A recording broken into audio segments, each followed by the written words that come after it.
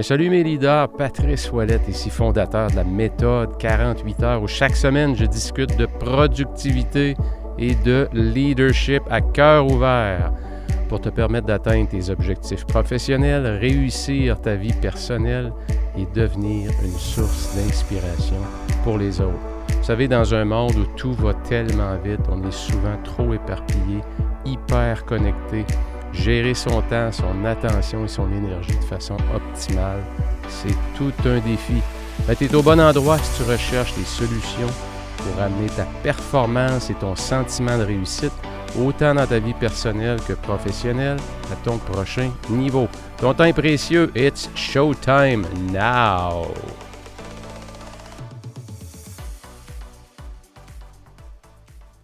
Ça vous arrive de terminer une semaine ou de terminer une journée et d'être, comme on dit en bon québécois, être vidé, d'avoir l'impression d'avoir tout donné, d'avoir laissé votre énergie au complet et vous voyez la fin de semaine arriver comme une planche de salut puisque ça va vous permettre de vous refaire une santé, de reprendre votre énergie. C'est souvent ce qui nous arrive lorsqu'on travaille en dehors du cadran 2. Et je vais vous en parler aujourd'hui, ce fameux cadran 2. Et ce que je veux vous donner aujourd'hui, c'est 7 stratégies pour accomplir ce qui compte vraiment. Donc, on parle des tâches importantes, des tâches stratégiques. Et vous savez, c'est pas on n'arrive pas du jour au lendemain, lundi matin, lorsqu'on a vécu une semaine comme ça, et que le lundi revient, et souvent on va se dire, regarde, je ne veux plus revivre ça, j'aimerais ça changer des choses, mais souvent on ne sait pas comment s'y prendre, qu'est-ce que je dois changer. Souvent, on est dans la forêt, on ne voit pas les arbres et on se dit, écoute, c'est incroyable, l'environnement dans lequel je travaille est tellement demandant, on est toujours à la dernière minute, on court, tout le monde a la broue dans le toupette, comme on dit, et on ne voit pas les solutions devant soi. Ou lorsqu'on a essayé d'en implanter, bien, ça ne fonctionne jamais parce qu'on se fait frapper constamment par l'urgence, journée après journée. Et c'est des environnements de travail, parfois, qui peuvent nous amener parfois vers le burn-out, vers un arrêt de travail, puisqu'on n'a plus l'espace pour récupérer. Et à chaque fois qu'on retourne dans notre arène, sur notre champ de bataille, bien, le niveau de stress est toujours très élevé, ce qui fait qu'il vient qu'à un moment donné, le système réagit en disant « enough, c'est assez ». Regarde, tu dois prendre du recul. Et lorsqu'on n'écoute pas ces signaux-là, c'est justement là qu'on tombe soit en arrêt de travail ou en burn-out, ou encore on commence à avoir des symptômes qui précèdent ceux-là. On est irritable, on n'aime pas son humeur, on réagit de la mauvaise façon à certains commentaires, on ne fait plus preuve d'un leadership inspirant. Au contraire, on est repoussant parce qu'on a une attitude qui n'est pas la bonne. Et on se blâme pour ça, on ne s'aime pas et les autres ne nous aiment pas non plus de la façon dont on devient. Donc, vous voyez un peu le cercle vicieux qui se produit. Donc, aujourd'hui, avec vous, je vais regarder 7 stratégies concrètes pour vous permettre doucement de poser un regard sur votre environnement et de voir dans les 7 stratégies qu'il y a là, il y en a combien que je pourrais appliquer rapidement, immédiatement et comment je pourrais le faire. Donc, la stratégie numéro 1, qui est probablement une des stratégies qui a eu un impact énorme durant ma carrière, puisque moi aussi, ce que je vous raconte là, j'ai passé à travers, j'ai eu des années où j'avais hâte d'arriver à mes vacances d'été. Pourquoi? Simplement pour me refaire une santé. C'était pas pour profiter des vacances. C'était simplement pour dire, bon, enfin, je peux arrêter. Et les fois où j'ai commencé à prendre 2 semaines d'affilée, puisque ça a pris un certain temps avant que je puisse relâcher, bien, la première semaine, elle était pratiquement perdue, puisque tout ce que je faisais, c'était essayer de récupérer, dormir, relaxer, parfois tomber dans la bouteille de vin un peu trop le soir, ce qui fait qu'encore là, c'est un cercle vicieux, difficulté à récupérer à nouveau parce qu'on boit un petit peu trop. Dans le fond, c'est qu'on essaie de s'engourdir à cause de la douleur qu'on a vécue pendant des mois et qu'on a soutenue pendant une longue période. Donc, Écoutez, il y en a qui ne passent pas à travers ça, mais entre 30 et 40 ans, je vous dirais que c'est surtout l'étape où on a une grosse dose d'énergie physiologique, psychologique, cognitive aussi. Et on se dit qu'on est capable d'en prendre, et c'est souvent dans ces moments-là qu'on se fait prendre, le corps réagit, et on ne veut pas l'écouter. Mais il finit par réagir à un point où on doit l'écouter. Donc, stratégie numéro 1, c'est le fameux cadran d'Eisenhower. Le cadran d'Eisenhower, imaginez, évidemment, on n'est pas en vidéo, on est en audio à travers le podcast. Imaginez que vous prenez une feuille et vous coupez la feuille, vous faites une ligne verticale de haut en bas, en plein milieu de la feuille, et vous faites une autre ligne horizontale en plein milieu de la feuille, ce qui fait que votre feuille est maintenant divisée en 4 cadrans. Le cadran qui est en haut à gauche, qui est le cadran 1, appelons-le comme ça. En haut à droite, qui est le cadran 2. En bas à gauche, le 3. Et en bas à droite, le 4. Et je veux repasser avec vous les 4 cadrans pour que vous puissiez faire un peu un audit, une évaluation de à quel endroit vous passez le plus de temps dans une semaine. Et vous allez voir que simplement, avec une évaluation du travail que vous faites par rapport au cadran d'Eisenhower, ça va probablement vous donner énormément de réponses sur le pourquoi. Pourquoi il vous reste moins d'énergie. Et pourquoi il y a des gens qui sont excessivement occupés et qui finissent leur journée avec encore beaucoup d'énergie, qui arrivent au week-end plein d'énergie pour faire d'autres choses, qui arrivent à leurs vacances en pleine forme, au contraire de bien des gens qui arrivent pour se refaire une santé. Donc, c'est parce que les gens ont compris qu'il y a des façons de travailler qui nous permettent un peu de nous sortir de l'urgence. Alors, je commence avec vous le cadran 1. Le cadran 1, qui est le cadran qui est en haut à gauche sur votre feuille qu'on a coupé en 4. Et ce cadran-là, c'est quoi? Bien, c'est toutes les tâches qui sont importantes et urgentes. Et on pense à quoi dans ça? On pense à un rapport peut-être que l'échéancier est très serré et que cette semaine, je dois faire. Donc, non seulement c'est urgent, mais c'est aussi important. On a une grosse rencontre avec un client, un de nos gros clients, jeudi prochain. On doit être bien préparé pour ça. Le VP marketing est là, le VP des ventes est là, le directeur général, dans le fond, on déploie l'artillerie lourde pour ce client-là et on a une grosse préparation à faire. Donc, dans ma semaine, c'est sûr que ça devient urgent et ça devient important. Pensez également à toutes les crises qui arrivent dans une semaine. Pensez à un employé qui vient remettre sa démission. Pensez à un employé qui vient d'apprendre qu'il y a un enfant malade et qui doit s'absenter pour une semaine. Pensez à la maison, un enfant qui doit retourner, un enfant qui doit retourner à la maison puisqu'il est malade à l'école ou il s'est blessé. C'est toutes des choses qui nécessitent, c'est toutes des choses, c'est des événements dans la semaine qui vont arriver et qui nécessitent notre attention immédiate. C'est pour ça qu'ils sont dans la catégorie urgente et la catégorie importante. Si mon enfant est malade et s'est blessé à l'école, ben c'est sûr que c'est important et c'est urgent. Je dois faire quelque chose maintenant. Le gros défi qu'il y a avec le cadran 1, on peut l'appeler le cadran de la nécessité. Qu'est-ce qui est nécessaire? Qu'est-ce que je dois faire rapidement, immédiatement? Qu'est-ce qui est rendu urgent, mais qui est aussi important?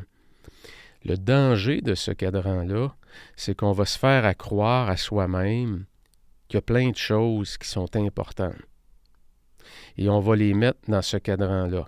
Pensez à la boîte de courriel. Il y a plein de gens qui vont gérer leur boîte de courriel comme quelque chose qui est extrêmement important. Et évidemment, adaptez mes propos à votre réalité, mais pour la plupart des gens, le travailleur de la connaissance, si on peut dire, celui qui donne qu'on est assis, on produit du travail avec notre cerveau. Pour la plupart d'entre nous, la boîte de courriel, c'est quelque chose qui va être davantage une distraction, qui va être quelque chose d'important. Donc, tout ce qui est dans le cadran 1, c'est le cadran de la nécessité, c'est urgent et c'est important.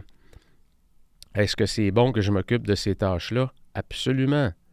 Mais si mes semaines sont chargés d'événements urgents et importants, c'est clair que là, je n'ai pas le contrôle de mes semaines, je n'ai pas le contrôle de mes journées, puisque quand ça devient urgent, c'est que je suis en mode réaction, je suis en mode réactif, je réagis à l'urgence et j'évalue si cette urgence-là, elle est importante ou non. Et lorsque je juge qu'elle est importante et qu'elle est urgente, bien, je peux passer mes semaines à courir après des urgences qui sont importantes. Et c'est là que ça prend un peu de gros bon sens pour savoir est-ce que c'est vraiment important ou on s'est créé l'illusion que ça l'était. Donc, quand on pense à urgent important, on pense aux tâches, exemple, qu'il y a des échéanciers serrés et c'est des tâches qui vont contribuer aux objectifs de l'organisation ou à vos objectifs à moyen et à long terme. Donc, évidemment, ça peut devenir une de vos priorités de la semaine. Pourquoi? Parce que l'échéancier est la semaine prochaine. Et j'avais tellement procrastiné dessus que j'aurais pu m'organiser pour qu'il ne tombe jamais dans le cadran 1. Mais comme j'ai procrastiné beaucoup et que je me suis fait à croire que moi, je travaille juste sous pression, bien, la tâche en question est rendue dans le cadran 1, donc elle est urgente maintenant. Donc, tout ce qui est échéancier serré, des problèmes avec des clients, avec des employés, avec la maison, encore là, on utilise son jugement. Pour certaines personnes, je suis sûr qu'il y a peut-être des noms qui vous viennent à l'esprit. On a toujours des gens qu'à la maison, on dirait qu'ils n'ont aucun contrôle. Il y a toujours un problème à la maison. Et quand on pose quelques questions de plus pour savoir c'est quoi le problème, on se rend compte que c'est pas vraiment important. Mais il y a des gens qui ont décidé d'y accorder une importance absolument phénoménale, ce qui fait que ça les nuit dans leur travail. Ils n'ont peut-être jamais eu ce feedback-là, qu'il faudrait peut-être qu'ils prennent un peu de perspective. Peut-être qu'il faudrait qu'il y ait une rencontre avec leurs ados, avec leurs enfants, ou encore avec le conjoint, la conjointe, pour établir des critères, pour établir des barèmes, pour établir des moments. Quand c'est urgent, vous ne me dérangerez jamais. Mais quand c'est pas urgent, puis c'est juste important, bien, attendez au souper. Ou pour tel type de demande que vous avez, attendez le midi, on va se parler. Il y a des règles qui se mettent en place pour pouvoir contrôler davantage l'urgence dans le cadran 1. Je m'en vais tout de suite au cadran 3 et je passe le cadran 2. Vous comprendrez pourquoi dans quelques minutes. Donc, le cadran 3, c'est le cadran qui est en bas à gauche. C'est le cadran des choses qui ne sont pas importantes et qui sont urgentes. Exemple, il y a un meeting de dernière minute qui est appelé. Vous regardez c'est quoi cette affaire-là. C'est pas pertinent pour ce que j'ai fait. Bien, il y a bien des gens qui ne se posent pas de questions. Qu'est-ce qu'ils font? Ils se rendent au meeting. Le meeting commence 5-10 minutes en retard, était prévu pour durer 45 minutes, ça fait 1h30 qu'on est dans le meeting, on est complètement hors d'ordre, il n'y avait pas d'agenda particulier pour le meeting, donc c'est une perte de temps, des meetings non pertinents. Ça peut être encore là des objectifs sur lesquels je travaille, mais quand on y pense vraiment, ça l'ajoute très très peu de valeur. Hein? Règle générale, lorsqu'on est dans le cadran 3, c'est pas important et c'est urgent. On passe souvent nos journées, ce qu'on appelle dans l'occupation. On est très, très, très occupé. Comme dans le cadran 1 aussi, celui d'en haut, urgent et important. Et lorsque c'est urgent et non important, et que constamment je vais alterner entre ces deux cadrans-là, bien, c'est sûr que je vais épuiser mes ressources énergétiques à la fin de la journée et c'est sûr que je vais être dans l'occupation et non pas nécessairement dans la production, particulièrement le cadran 3 où je peux passer énormément de temps, exemple, dans ma boîte de courriel, à répondre à des textos, à répondre à Slack, à Messenger, à WhatsApp, peu importe ce que vous avez comme application de communication, vous pouvez passer un temps fou parce que vous avez décidé, vous, que traiter tous ces micro-messages-là, lorsque ça sonnait, ça bipait, ça vibrait, bien, ça devenait une urgence qui nécessitait votre attention immédiate. Et il y a une grosse prise de conscience à faire à ce niveau-là, au niveau de la configuration de vos outils technologiques pour justement vous retirer des activités que vous avez décidé de faire. C'est devenu des automatismes, vous avez développé des mauvaises habitudes et vous êtes trop dans la réaction. Donc, on est réactif par rapport à des stimuli, une sonnerie, un bing, un ting, une vibration. Donc, on réagit un peu comme le chien dans l'expérience de Pavlov, hein, qui entend la cloche et qui pense tout de suite que la cloche est associée avec la nourriture et qui se met à saliver. Bien, c'est le même principe. Vous avez associé le son ou la vibration à quelque chose. Il y a peut-être quelque chose de nouveau. Je vais aller voir la boîte de courriel. C'est peut-être une bonne nouvelle. C'est peut-être, hein, on associe une forme de récompense aux communications. Donc, on est occupé, mais il n'y a pas, on bouge du vent, on fait de l'air, comme on dit, mais il n'y a pas grand-chose qui bouge dans notre vie. On a l'impression de se donner, on a l'impression d'arriver à la maison. J'ai tellement travaillé aujourd'hui, j'ai l'impression d'avoir rien fait. C'est ça que ça fait. Quand on travaille beaucoup dans le cadran 3, c'est qu'on travaille fort, mais pour peu d'efforts. Donc, c'est comme si on donne un coup de rame dans l'eau, mais la chaloupe n'avance pas. C'est le même principe.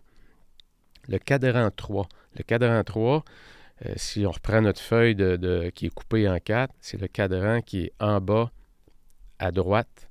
Donc, le cadran 3. Donc, c'est des tâches qui ne sont pas importantes et qui ne sont pas urgentes. Alors, à quoi qu'on pense à ce moment-là? Pensez à lorsqu'on procrastine. On n'est pas dans l'urgence, on n'est pas dans l'importance, on tourne en rond. Pensez, parfois on va se distraire avec les médias sociaux. Parfois on va être 5 minutes pour regarder la publicité du nouveau iPad. On va cliquer dessus. On va arriver sur une revue vidéo de ceux qui viennent juste de l'avoir en essai. Ça fait 10 minutes qu'on regarde ça. On découvre qu'il y a plein de fonctionnalités. Il me semble que le mien ne fait pas ça. Je vais voir, la durée de vie de la batterie est beaucoup plus longue.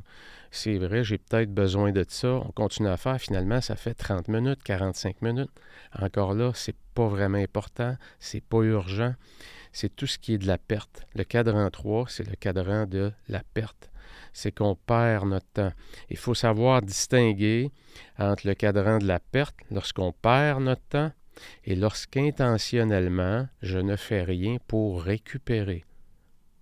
Faire rien pour récupérer, ça, c'est une tâche qui est drôlement importante, la récupération, et qui ne sera jamais urgente. Elle va devenir urgente quand je vais être vidé. Ou je n'aurai pas écouté mon corps, et là, je vais devoir aller à la salle de bain. Là, ça devient urgent.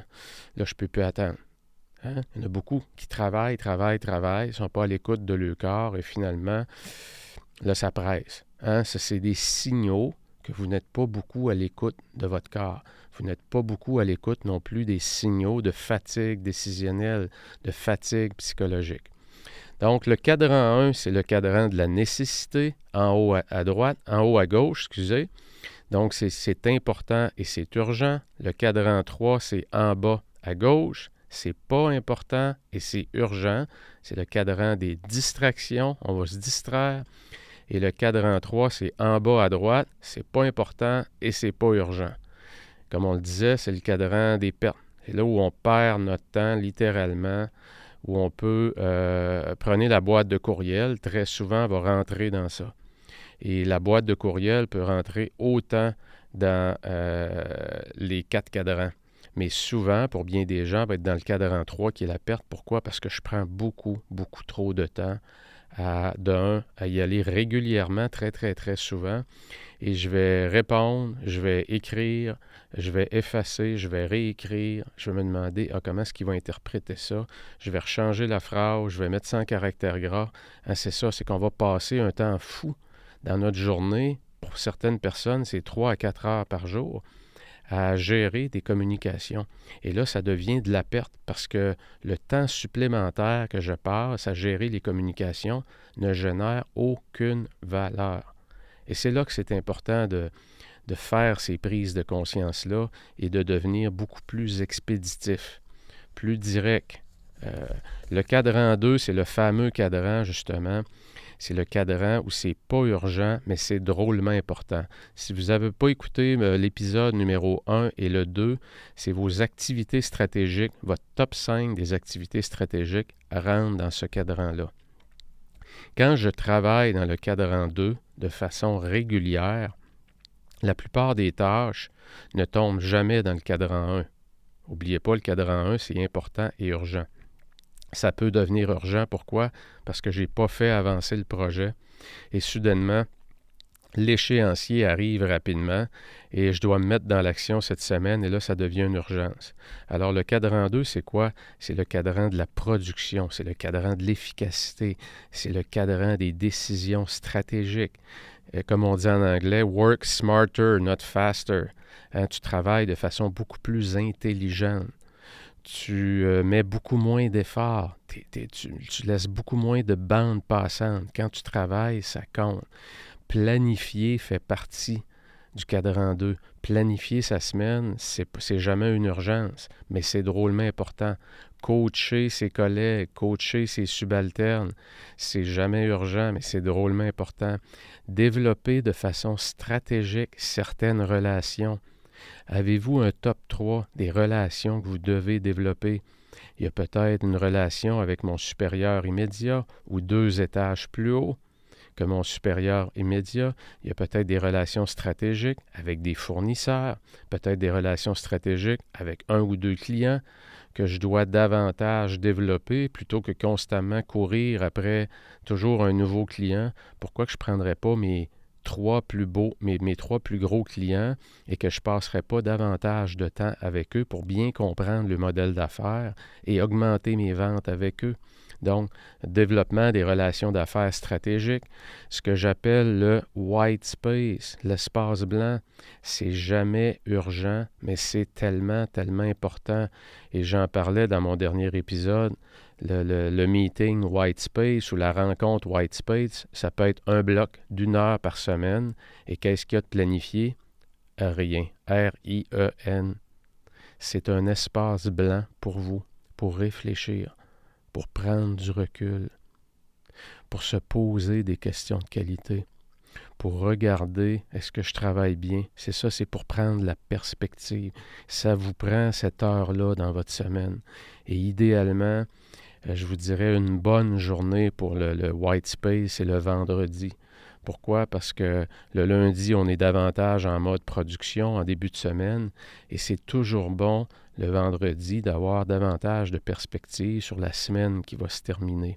Donc, si vous mettez votre heure, exemple, de 11h à midi ou de 1h à 2h, c'est un moment de qualité que vous vous donnez à vous pour réfléchir, pour innover, pour créer.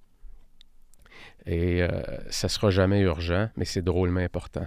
Le cadran 2, qui n'est pas urgent, qui est important, c'est le cadran de l'innovation.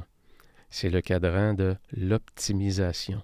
Et comme je le disais, le grand thème dans le cadran 2, c'est le cadran de la production.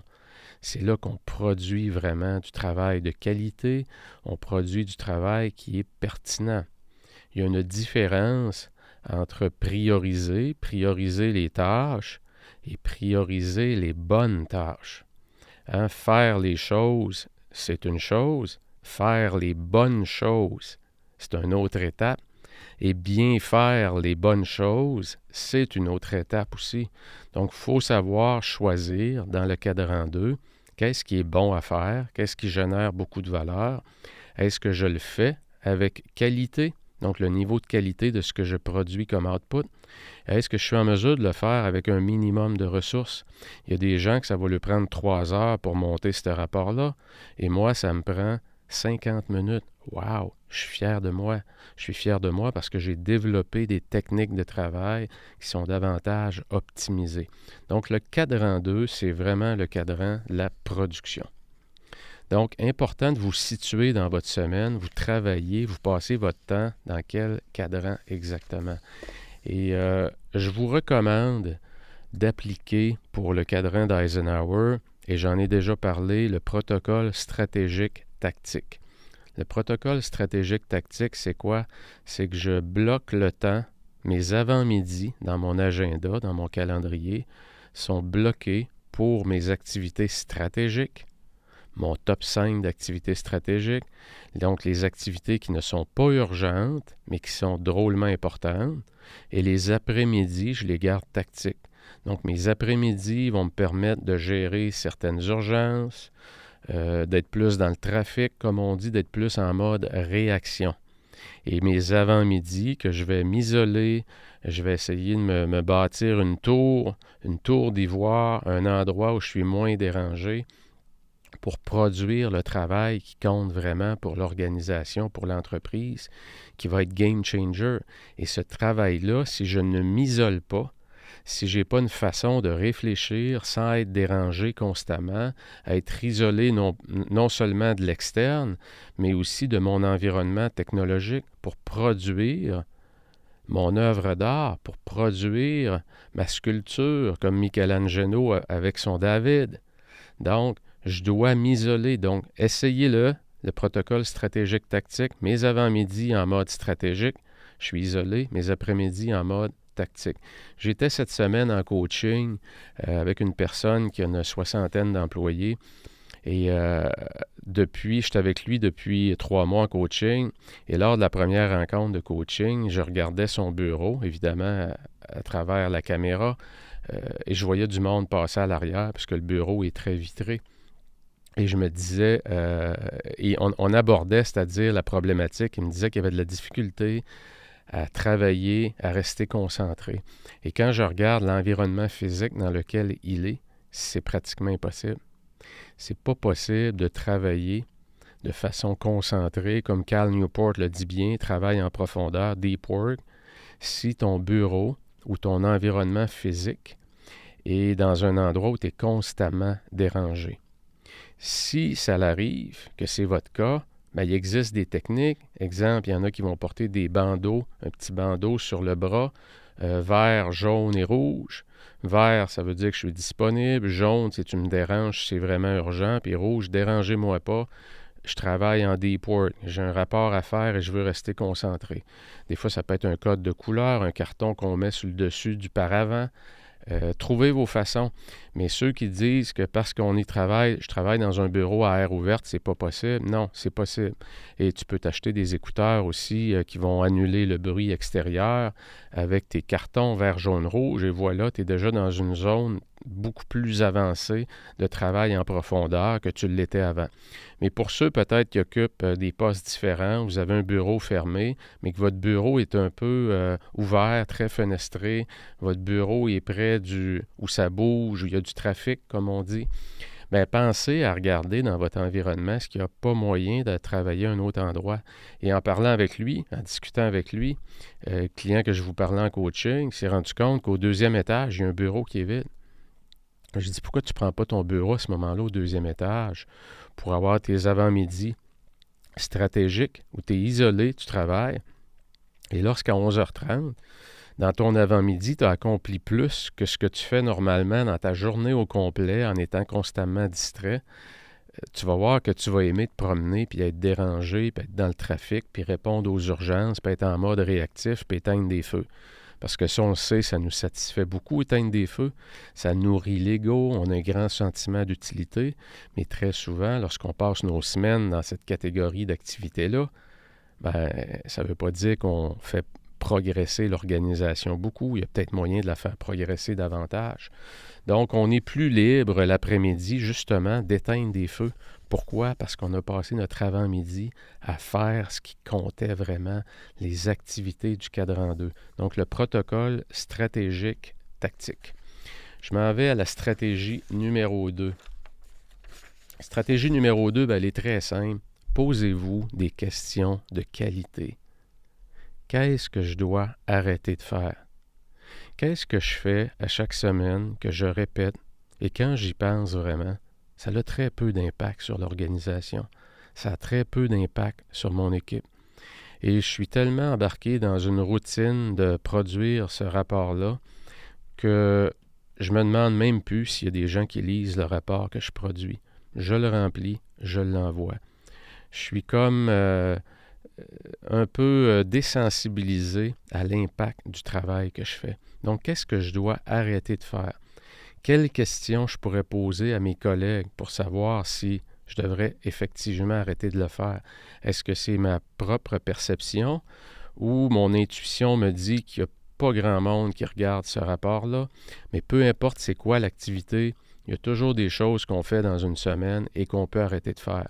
Ça peut être des choses aussi simples que passer trop de temps dans sa boîte de courriel. Combien d'heures je passe par jour dans ma boîte de courriel? Est-ce que je ne serais pas mieux de planifier à l'agenda les moments où je prends mes courriels, où je vais vérifier mes communications?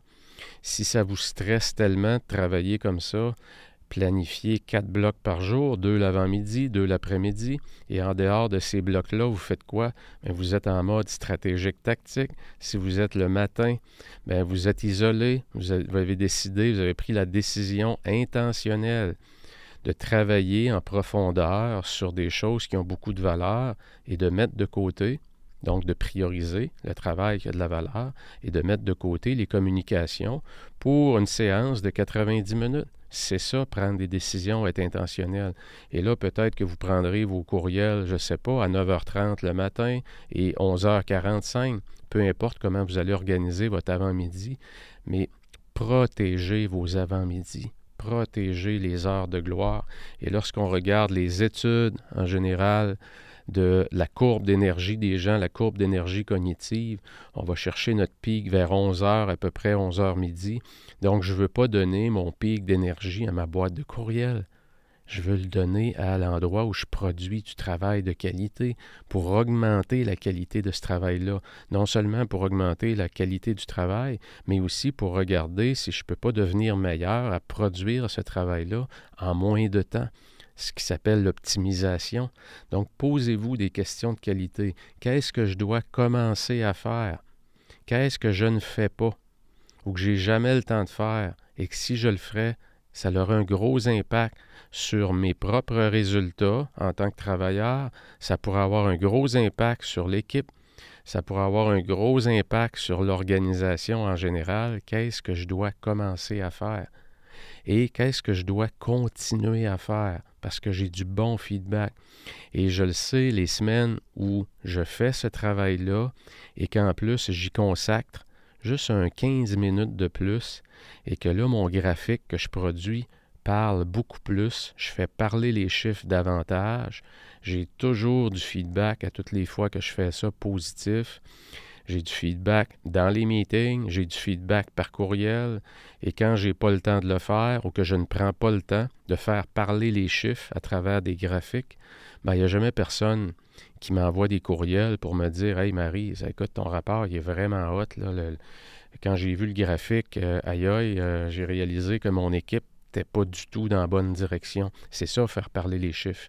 Donc, peu importe à quoi vous faites référence, qu'est-ce que vous devez continuer à faire, mais que vous pourriez peut-être regarder comment je pourrais optimiser ce qui crée de la valeur et le faire avec moins de ressources peut-être. Donc, se poser des bonnes questions, stratégie numéro 2. Stratégie numéro 3, mettez votre santé et votre développement personnel dans votre semaine. Autrement dit, la première chose que vous devriez aller déposer dans votre calendrier de la semaine, c'est les moments dans la journée de la semaine où vous allez prendre soin de votre santé et vous allez prendre le temps de vous arrêter pour vous développer comme individu. Sans ces deux choses-là, si ces deux choses-là ne sont pas prioritaires, et je le vois énormément en coaching, combien de gens me disent, écoute, depuis 3-4 ans, depuis que les enfants sont arrivés, surtout des jeunes familles, j'ai moins le temps, j'ai plus le temps de m'entraîner, j'aimerais ça revenir, ou encore, depuis que j'ai gradué à ce nouveau poste-là, écoute, tout a pris le bord. Ça vous appartient. Responsabilité absolue, responsabilité totale. Arrêtez de blâmer votre environnement. Arrêtez de blâmer autour de vous. Posez-vous la question, la semaine prochaine, les premiers blocs que je vais mettre dans mon agenda, c'est lesquels? Est-ce que c'est les meetings qu'on a dans la semaine? où c'est en regardant ma semaine, je vais bâtir ma semaine autour des plages horaires où je vais aller prendre soin de ma santé et je vais me développer. Et développement de personnel, ça peut être 1 heure par semaine, ça peut être 15 minutes par jour, 4 jours semaine. Hein, il y a moyen de rentrer ça, mais de grâce, mettez votre développement personnel dans votre agenda. Ça peut être de la méditation, ça peut être de la relaxation, ça peut être de me prendre 15 minutes pour santé, 15 minutes alimentation, 15 minutes sommeil dans ma semaine, 15 minutes pour méditation. Peu importe ce que vous allez mettre là, posez-vous des questions sur la façon dont vous prenez soin de votre santé. Et vous le savez, la santé, c'est 3 grands axes. L'alimentation, donc l'input, qu'est-ce qui rentre, qu'est-ce qui sort, le stress que je vais mettre sur mon corps. Vous savez que pour que le corps devienne davantage en santé, je dois le stresser. Quand je cours un marathon, je mets énormément de stress sur mon corps. Quand je cours 2 km, j'en mets moins. Mais pour passer à différentes étapes d'endurance, de résistance, je dois exercer un stress sur mon corps. Donc cette semaine, intentionnellement, quel stress je vais mettre sur mon corps. N'oubliez pas le mot stress. Pour bien des gens, il y a une connotation négative, mais le stress, c'est très bon. Lorsqu'on s'entraîne au gym, en musculation, en force musculaire, qu'est-ce qu'on fait? On met du stress sur son corps. Et c'est ce stress-là qui fait que les muscles se développent. Donc, le stress, c'est bon. Donc, qu'est-ce que vous allez mettre comme stress physiologique intentionnellement sur votre corps? Pour certains, ça va être reprendre la natation, j'aimais ça. Pour d'autres, ça va être simplement de la marche rapide ou juste de la marche. Peu importe, mais vous devez avoir dans votre agenda un bloc, des blocs, je dirais, en lien avec votre santé et en lien avec votre développement personnel. Stratégie numéro 4. Elle est très simple et j'en parle très souvent. Planifiez votre semaine avant de vous lancer dans votre semaine. Et si vous n'avez pas les outils gratuits, regardez dans la description du podcast que vous écoutez présentement. Il y a un lien qui va vous amener vers des outils gratuits et vous allez avoir un outil à l'intérieur de ça qui s'appelle le focalisateur, qui est dans le fond un outil qui vous permet stratégiquement de planifier votre semaine, de vous poser la question suivante.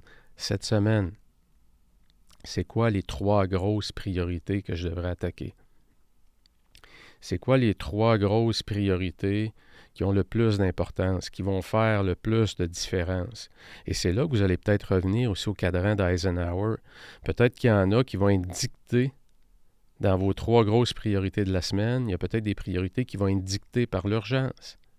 Mais vos priorités qui ne sont pas urgentes et qui sont importantes, si elles n'apparaissent jamais dans votre focalisateur, ça n'arrivera jamais. Et vous construirez jamais un futur meilleur parce que vous prenez jamais le temps intentionnellement de décider que telle tâche, qui est une activité stratégique, vous allez passer du temps sur cette tâche-là cette semaine, à un moment précis, à une journée précise, à une heure précise, et pour une quantité de temps précise, déterminée. C'est ça, devenir intentionnel sur ces semaines. Et je vous encourage fortement, si vous n'avez jamais planifié vos semaines, s'il y a seulement qu'une chose que vous pouvez débuter, on parlait tout à l'heure, qu'est-ce que je devrais commencer à faire? Mais commencez seulement par remplir l'outil qui s'appelle le focalisateur, juste celui-là. Vous avez 3 cadrans. Donc, ils sont vos 3 grosses priorités de la semaine. Il y en a peut-être une qui va être en lien avec une activité stratégique que vous voulez absolument attaquer cette semaine. Priorité numéro 2, cette semaine, je reprends la course.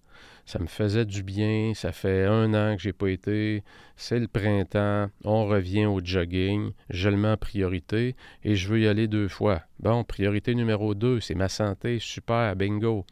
Priorité numéro 3, je veux travailler sur mon plan de développement. On est encore on vient de débuter le 2e trimestre de l'année et je veux vraiment avoir une bonne prise sur mon plan de développement. Parce que si jamais je veux atteindre le prochain poste que je veux, il va vraiment falloir que je développe telle habileté. C'est ça, devenir intentionnel. C'est d'avoir un plan pour chacune des sphères de sa vie. Ça devient ma priorité numéro 3 et je vais aller déposer un bloc de temps relié à ça dans mon calendrier de la semaine. Le quatrième cadran qui est dans votre focalisateur, c'est le cadran des embuscades. C'est de se demander la question cette semaine. C'est quoi les distractions qui risquent d'arriver? Qu'est-ce qui risque de faire déraper ma semaine? Oups, je regarde. Oh, j'ai le contrat avec un gros client qui vient à échéance mercredi et ce client-là, ça n'a pas été facile avec lui. Ça se peut que ce dossier-là fasse déraper ma semaine ou qu'il occupe beaucoup, beaucoup plus de temps que ce que j'avais prévu. Fait que je vais me garder de la marge de manœuvre pour ça. Donc, c'est ça, être proactif. Donc, c'est le focalisateur. Stratégie numéro 4, planifiez votre semaine à l'avance. Et je vous dirais, j'encourage tout le monde à planifier sa semaine le dimanche. Pourquoi le dimanche? Moi, je le fais le dimanche matin. Vous pouvez le faire le dimanche en fin de journée. Parce que le dimanche, on est reposé en général. On a pris de la perspective par rapport à sa semaine. On est moins dans la forêt, on est moins dans le travail. Et surtout, on ne veut pas débuter sa semaine sans avoir fait cet exercice-là. Et les gens qui disent, moi, Pat, le dimanche, non, moi, la fin de semaine, je ne travaille pas. N'oubliez pas une chose, quand vous préparez votre semaine, là, c'est pas juste du travail, vous préparez aussi votre semaine au niveau personnel. Prendre soin de sa santé, c'est personnel. S'il y a des rencontres ou un dîner avec mon conjoint parce que je veux travailler mon couple, ça rentre dans ma semaine. C'est quelle journée que j'y vais. Donc, quand je travaille à préparer ma semaine, c'est pas juste relié à ma sphère professionnelle, c'est relié tout autant à ma sphère personnelle. Donc, pour ceux qui disent qu'ils ne veulent pas travailler la fin de semaine, c'est pour ça qu'ils ne préparent pas leur semaine la fin de semaine, revoyez un peu cette croyance-là limitante.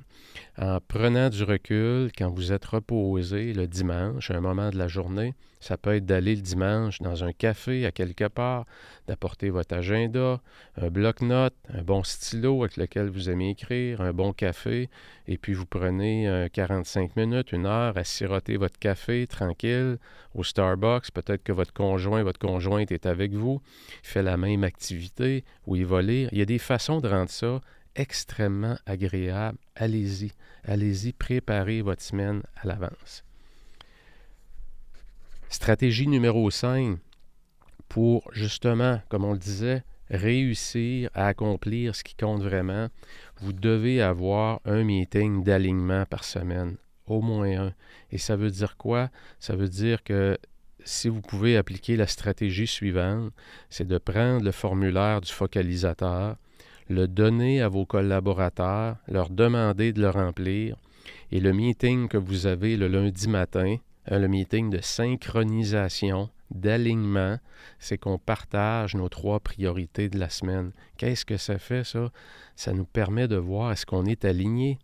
Est-ce que Jean n'est pas parti dans le champ gauche et moi, je m'en vais dans le champ droit? Est-ce qu'il n'y en a pas un qui recule au lieu d'avancer? Est-ce qu'on n'est pas en train de se rendre compte qu'il n'y en a pas un des 5 qui travaille dans la même direction? C'est ça que ça fait un meeting d'alignement. Ça nous permet de voir comment ce que j'ai décidé qui était une priorité est vraiment aligné avec l'organisation, avec les objectifs à court, moyen et long terme. Ça me permet de me valider moi, ça me permet de faire connaître aux autres aussi à quoi ressemble ma semaine, sur quoi je travaille. Ça permet aux autres de comprendre aussi tout le sens du travail qu'ils font. Parce que soudainement, je vais dire dans un des meetings d'alignement, Martine, ce que tu fais cette semaine, là, ta priorité numéro 2, là, elle est drôlement importante. Parce que moi, la semaine prochaine, je vais reprendre ce que tu as produit et puis je vais en avoir de besoin pour passer à l'autre étape. Et c'est là que le travail se met à prendre plus de sens. Pourquoi? Le pourquoi j'ai à faire cette tâche-là, lorsqu'il prend tout son sens, c'est drôle, hein? J'y mets plus d'efforts, j'y mets plus d'attention parce que je sais que quelqu'un qui va l'utiliser et qui en a besoin. Et plus je vais le produire avec de la qualité, plus l'autre personne va apprécier le travail que je fais. Et qu'est-ce que je suis en train de faire? Je suis en train d'augmenter ma valeur. Je suis en train de faire des tâches qui ont énormément d'impact. Je suis en train de, la semaine prochaine, quand je vais arriver à mon top 3, puis qu'on va avoir notre autre meeting d'alignement, je vais peut-être demander à ma boss, « Hey Nathalie, le rapport que j'avais produit, est-ce que c'était exactement comme ça? Y a-t-il quelque chose que je pourrais changer pour t'aider à être plus productive? » Ben écoute, je trouve ça intéressant que tu me le demandes, Annie. Justement, regarde, le graphique que tu as fait, là, si tu pourrais m'inclure les données aussi de rétention de clientèle avec ce graphique-là, ça serait bingo. Qu'est-ce que je suis en train de faire? Je suis en train d'être à l'écoute, je suis en train d'augmenter la valeur dans l'organisation. On est en train, comme équipe, d'avoir un output qui est encore de meilleure qualité. Et votre meeting d'alignement, une fois par semaine, s'il y a un meeting que vous devez avoir avec vos collaborateurs, c'est un meeting d'alignement et que tout le monde partage son top 3. Donnez-vous un 30 minutes, 15 minutes, au pire aller, mais sachez sur quoi les autres travaillent. C'est tellement, tellement, tellement important. Ceux qui ont écouté dans le podcast que j'ai fait sur les leçons que j'ai tirées sur un exercice militaire à lequel j'ai participé à Vegas, puis le principe de deux par en haut, deux par en bas, dans le militaire, il y a toujours 2 grades en haut et 2 grades en bas. Les gens savent exactement c'est quoi l'intention. Et c'est ce qui fait que les gens ont beaucoup plus d'autonomie. Pourquoi? Parce que si j'arrive à un moment donné à un endroit où je dois prendre une décision, bien, si je n'ai pas l'intention du commandant à l'esprit, il y a des chances que je prenne une mauvaise décision. Mais si je sais exactement c'est quoi l'intention ultime derrière l'exercice qu'on fait ou l'intention ultime, qu'est-ce que je dois accomplir comme mission, bien, je vais être en mesure de prendre une décision de qualité. Donc, votre meeting d'alignement va vous permettre justement de créer énormément d'alignement et de partager, de donner plus de sens au travail que les autres font. Peut-être même les aider à arrêter de faire des choses qui ne produisent plus de valeur ou très, très peu, parce qu'ils vont vous le partager pendant la semaine. Et vous allez peut-être demander, ça fait-tu longtemps, Martin, ça fait combien d'années que tu produis ce rapport-là? Ah, écoute, ça doit faire 3 ans. Je l'envoie tous les lundis avant 11 heures. C'est ce qu'on m'a demandé. Écoutez, la gang, est-ce qu'il y en a qui le lit? Je veux avoir une réponse là, honnête et sincère. Est-ce qu'il y en a qui lit ce rapport-là? Silence total. André, tu viendras me voir. On va regarder qu'est-ce qu'on va ajouter de différent? Qu'est-ce que tu pourrais produire comme rapport parce que tu es bon d'en faire parler les chiffres qui pourraient être utiles à l'équipe? C'est ça que ça va vous donner, les meetings d'alignement. Stratégie numéro 6, apprendre à dire non. Dire non aux autres, c'est dire oui à ses objectifs. C'est dire davantage oui à ce que vous avez identifié comme étant des activités à haute valeur ajoutée. C'est passer plus de temps dans le cadran 2. Dire oui à tout le monde autour de soi, c'est retomber dans le meeting, dans le cadran 1. C'est tomber dans la réaction, c'est de devenir réactif. Et tout ce qui était dans le cadran 2 n'est jamais fait. Pourquoi? Parce que je dis oui à tout le monde. Donc, savoir apprendre à dire non avec élégance, hein? Merci pour avoir pensé à moi, c'est gentil, Martin, mais je travaille présentement sur un projet qui me demande tellement de temps, puis j'ai un échéancier serré. Par contre, as-tu pensé à Denis? Denis est meilleur que moi là-dedans. Tu pensais à Denis pour t'aider. Hein, je peux y offrir des solutions. Dites-vous une chose. Si c'est votre boss qui vous demande quelque chose et que vous avez développé la mauvaise habitude de dire oui toujours à votre boss, vous êtes ce qu'on appelle un people pleaser, quelqu'un qui aime rendre les autres heureux, particulièrement le boss. Donnez-vous de la marge de manœuvre. Et ça veut dire quoi? Ça veut dire donnez-vous quelques heures avant de donner votre réponse. Hein, Martin vient vous demander, j'aurais besoin de ton temps pour être dessus, j'aurais besoin de toi pour telle tâche en particulier. J'ai un échéancier serré pour ça. Me permets-tu de te revenir cet après-midi? Quand on gagne quelques heures pour donner sa réponse, et même dans les moments où on voudrait dire oui, ne le dites pas. Allez gagner quelques heures, parce qu'il peut se passer deux choses. De un, la personne qui vous l'a demandé, peut-être que le besoin n'existe plus. parce qu'il y a eu un espace-temps entre les deux. De deux, peut-être que la personne a trouvé une autre personne pour le faire. De trois, peut-être que vous allez évaluer que vous avez vraiment, mais vraiment pas le temps. Parce que vous allez littéralement travailler contre vous-même. Vous avez des choses à établir, à faire, qui vont demander beaucoup de temps. Vous avez mal évalué la quantité de temps nécessaire et vous allez vous ramasser à quoi? À finir plus tard votre journée, à rester plus longtemps ou à travailler un petit peu plus, peut-être une couple d'heures en fin de semaine. Pourquoi? Parce que vous avez dit oui à trop de monde. Donc, même dans les cas où vous avez le goût de dire oui, dites à l'autre, est-ce que je peux te revenir cet après-midi ou est-ce que je peux te revenir demain? Parce que les chances que la tâche soit réglée, qu'elle ne soit plus valide, qu'elle soit plus bonne ou qu'elle ait été déléguée est très élevée. Et vous allez vous retrouver que finalement, vous revenez à l'autre, donc vous démontrez l'intérêt envers l'autre, mais vous n'avez pas à le faire. Donc, apprendre à dire non, ce que j'appelle apprendre à dire non avec élégance. Et stratégie numéro 7, faites votre revue hebdomadaire. La revue hebdomadaire, c'est quoi? Et j'en parle souvent. C'est d'être capable de regarder dans le rétroviseur. C'est d'être capable de reprendre son focalisateur où j'avais décidé il y a une semaine intentionnellement que ces 3 activités-là, ces 3 tâches-là, c'était prioritaire. Je veux voir si j'ai respecté mon engagement. Sur une échelle de 1 à 10, pour chacune de mes 3 priorités, c'est quoi le niveau d'accomplissement? Priorité numéro 1, j'avais prévu travailler 5 heures dessus, 2 blocs de 1 heure et demie, puis un bloc de 2 heures. Puis finalement, ça a pris beaucoup plus de temps. La bonne nouvelle, c'est que je l'ai terminé, j'ai transféré le travail à mon boss ou à quelqu'un d'autre, peu importe. Donc, je me mets un 10 sur 10. Par contre, je me mets un petit point d'exclamation ou quelques astérix parce que je pense que je pourrais optimiser le temps que je prends. Quand je l'ai fait, je ne me suis pas isolé, je l'ai fait dans des moments où j'ai été distrait, je me suis fait distraire souvent. J'ai moi-même été en mesure de me distraire moi-même et ça a allongé le travail. Donc, je dois être plus vigilant par rapport aux distractions. Priorité numéro 2, je voulais reprendre le rythme sur le gym. Je voulais y aller 2 fois. J'y étais 4 fois. Aïe, aïe, ça se produit souvent, ça. Quand on se met dans l'action sur quelque chose qu'on a procrastiné et qu'on le réussit bien et qu'on est fort, ça donne une grosse impulsion. Et souvent, cette énergie-là va nous faire revenir avec beaucoup plus de force sur une activité qu'on avait mis de côté. Ça se produit très souvent.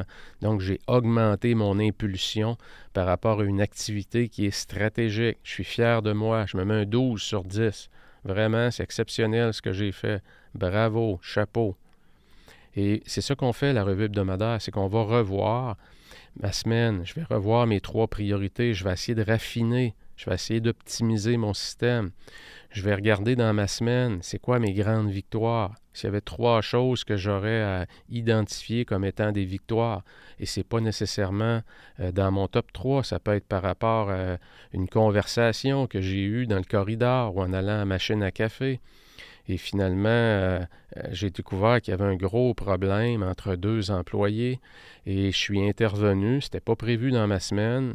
Et finalement, les 2 finissent leur semaine. Ils se sont serrés la main, ils se sont compris. Je suis tellement fier de ça. Et pourquoi j'ai réussi à faire ça? Parce que je travaille beaucoup dans le cadran 2. Et quand je travaille dans le cadran 2, je suis beaucoup plus à l'écoute des autres. Je suis moins en mode réaction, je suis moins enfermé dans mes pensées, dans mes échéanciers, dans mon urgence à moi. Je suis moins dans mon monde. Je suis davantage capable, lorsque je rencontre des gens, d'être à l'écoute. Et cette écoute-là, le fait que j'ai travaillé beaucoup dans mon cadran 2, donc je ne suis pas dans l'urgence, je suis dans l'importance. Quand je me promène, j'écoute, je pose des questions de meilleure qualité et ça m'a permis d'être à l'affût et de dire à Martine, je me trompe-tu ou je sens qu'il y a quelque chose là avec Luc? Ben oui, je suis content que tu me poses la question et voilà. la porte vient de s'ouvrir, je suis rentré dedans et ça m'a permis de désamorcer une situation conflictuelle. Pourquoi? Parce que j'étais en mode détente, j'ai travaillé en mode stratégique tactique, j'ai découvert ça en après-midi. Pourquoi? Parce que le matin, j'ai vraiment fait avancer mes gros projets et l'après-midi, même si j'étais dans l'urgence, dans le trafic, comme on dit, ça ne me dérangeait pas. Pourquoi? Parce que mes gros projets de la journée avaient avancé, ils avaient progressé. Donc, la revue hebdomadaire, de trouver mes victoires de la semaine, l'avancement de mon top 3, puis de regarder aussi, je vous dirais, ce qui est bien important lorsqu'on fait l'évaluation de sa semaine, d'évaluer ces 4 carburants aussi. Ce que j'appelle les 4 carburants de la haute performance, c'est mon niveau, je finis ma semaine, là. Mon niveau d'énergie physiologique de 1 à 10, il est où? Mon niveau d'énergie psychologique, mon mindset, 1 à 10, je suis à quoi? Mon niveau d'énergie cognitive, ma capacité d'analyse, ma capacité de concentration, de 1 à 10. Je suis à 1 ou je suis à 8 ou 9. Et mon 4e carburant, c'est le carburant spirituel. Est-ce que j'ai l'impression, est-ce que j'ai le sentiment de faire une différence? Est-ce que j'ai le sentiment que ce que je fais comme travail contribue à aider les autres? Est-ce que je suis sur mon X? Est-ce que j'ai l'impression que ma vie fait du sens? C'est les 4 carburants qui vont nous permettre de maintenir une performance à long terme et d'avoir un beau sourire, de bien contrôler le stress, l'énergie physiologique, psychologique, cognitive et spirituelle. C'est les 4 carburants de la haute performance. Je vais y revenir d'ailleurs dans un prochain épisode de podcast.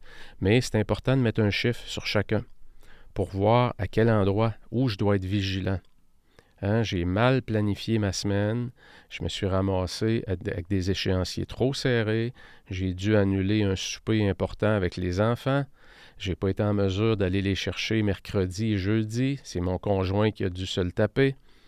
Et pourquoi? Parce que je me suis donné beaucoup trop et j'ai mal planifié ma semaine et je me ramasse le vendredi que je suis fatigué, mon corps, j'ai le mindset, mon énergie psychologique est à terre parce que j'ai tout donné, je n'ai plus de bande passante. Et je vais faire quoi le vendredi? Je vais me coucher parce que je suis vidé et je vais prendre mon samedi juste pour essayer de retrouver mes points de repère. C'est ça que ça fait. Donc, c'est important de regarder dans le rétroviseur au moins 30 minutes par semaine, ma revue hebdomadaire. Stratégie numéro 7. Alors voilà, ça complète, juste pour vous les redonner, le cadran d'Eisenhower, stratégie numéro 1, qui va catégoriser mes tâches selon l'urgence et l'importance. Se poser des questions de qualité. Qu'est-ce que je dois arrêter de faire? Qu'est-ce que je devrais commencer à faire qui va avoir de l'impact? Qu'est-ce que je dois continuer à faire et peut-être même mieux optimiser? Déposer dans son calendrier tout ce qui touche à ma santé et mon développement personnel. Stratégie numéro 3. Donc, on bâtit sa semaine autour de sa santé et de son développement personnel et non pas aller déposer ces activités-là s'il reste du temps dans mon agenda. C'est la recette idéale pour le désastre à moyen et long terme. Parce qu'à un moment donné, tu vas avoir des signaux et si tu ne les écoutes pas, ça va faire de plus en plus mal et tu vas être obligé, à un moment donné, de revenir là. Alors, développe tout de suite l'habitude de déposer dans ton calendrier comment cette semaine, la semaine prochaine, tu vas prendre soin de ta santé et ton développement personnel. Stratégie 4. Planifie ta semaine à l'avance autour du focalisateur. Donc, tes 3 grosses priorités de la semaine. Allez dans la section description du podcast. Il y a un lien pour télécharger vos outils gratuits qui sont là. Le focalisateur fait partie de ça. Stratégie numéro 5. Un meeting d'alignement par semaine avec votre équipe. On fait quoi dans ce meeting-là? Tout ce qu'on a à faire, c'est partager les 3 priorités de la semaine. Pour moi, sont les suivantes. 1, 2, 3. Et chacun les partage. Ça permet de créer énormément d'alignement dans l'organisation. Stratégie numéro 6, apprendre à dire non. Apprendre à dire non avec élégance. Et pour ceux qui ont le goût de dire oui, donnez-vous une petite chance et faites juste dire à la personne, même si vous savez que vous allez dire oui, me permets-tu de te revenir dans quelques heures? Ça va vous sauver des tâches que vous allez prendre. Vous allez voir, il y en a plusieurs qui vont disparaître et il y en a plusieurs qui vont déjà avoir été déléguées. Et la stratégie numéro 7, donnez-vous du temps pour votre revue hebdomadaire. Ça veut dire quoi? Ça veut dire que si je travaille avec vous en coaching, je vais vous demander de me montrer votre calendrier, votre horaire, et je vais voir dans votre calendrier à quelle journée, à quelle heure que votre revue hebdomadaire se fait. Et idéalement, la revue hebdomadaire précède quoi? La planification de la semaine. C'est deux belles activités qui se font ensemble. Je commence par revoir la semaine passée et je regarde ce qui va se passer la semaine prochaine. Je vais identifier mon top 3. Et ça doit être inscrit dans votre agenda. Si je vous montre mon agenda, vous allez voir qu'autour de 8 heures environ, tout dépendant des dimanches, je ne sais pas, des fois ça peut être 8h30, mais le dimanche matin, dans mon calendrier apparaît évaluation et planification de la semaine. Donc, ça me permet de... Il est à l'agenda. Est-ce que ça arrive parfois que je le déplace? Mais absolument, absolument. Il y a des fois que je vais le faire à 11 heures. Si on avait un souper avec des amis qui s'est terminé plus tard, mais une chose est sûre, je le fais le dimanche. Ça, c'est un non négociable. Et croyez-moi, ce n'est pas quelque chose qui me force parce que j'adore faire ça. C'est une activité que j'adore faire parce que je commence ma semaine tellement, tellement plus relax. Et je sais que tout ce que je vais faire dans ma semaine est aligné. Je suis en train de créer à chaque jour mon futur. Je suis en train de progresser à chaque jour sur ce que je veux qui arrive dans ma vie plus tard. Donc, ça me crée un grand, grand sentiment d'alignement et de satisfaction. Alors voilà, les 7 stratégies qui vont vous permettre de faire de la place dans votre calendrier sur ce qui est vraiment important et vous sortir de l'urgence constamment. On se revoit très rapidement. En passant, s'il y en a parmi vous qui aimeraient joindre mon académie, simplement aller dans la description du podcast, tout est là. L'Académie de la productivité, c'est 2 rencontres par mois. La première rencontre qui dure 2 heures, qui est le premier jour de chaque mois. Donc, ce n'est pas le premier jour ouvrable, c'est le premier jour de chaque mois. Parfois, ça tombe un samedi, parfois un dimanche, peu importe la journée. Même si c'est un jour de fête, la seule exception à la règle, c'est le 1er janvier qu'on déplace le 2 au matin. Mais c'est de 9h à 11h, le premier jour de chaque mois. Et qu'est-ce qu'on fait?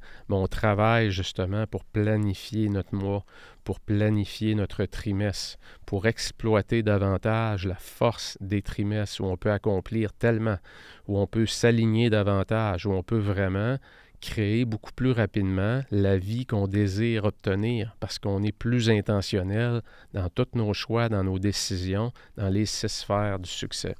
Alors, si vous avez des questions, vous êtes hésitant, prenez un petit rendez-vous avec moi dans le lien plus bas dans la description. Rencontre exploratoire avec moi, ça va me faire plaisir d'en discuter avec vous pour voir si vos motivations s'alignent bien avec les objectifs du programme. En attendant, je vous souhaite une super semaine dans votre zone de haute performance. Salut tout le monde, ciao! Bien voilà pour cet épisode. N'hésite pas à la partager, à me donner tes commentaires. Si tu désires passer à ton prochain niveau en passant, tu peux joindre mon Académie de la productivité que j'appelle ADLP, où l'on démarre chaque mois en force le premier jour de chaque mois, peu importe la journée. Le succès, ça se planifie. Et rappelle-toi, avant de vouloir aller plus vite, assure-toi que ta destination est la bonne, prends tes décisions, ne regrette rien, corrige le tir et fais mieux aujourd'hui. Ciao!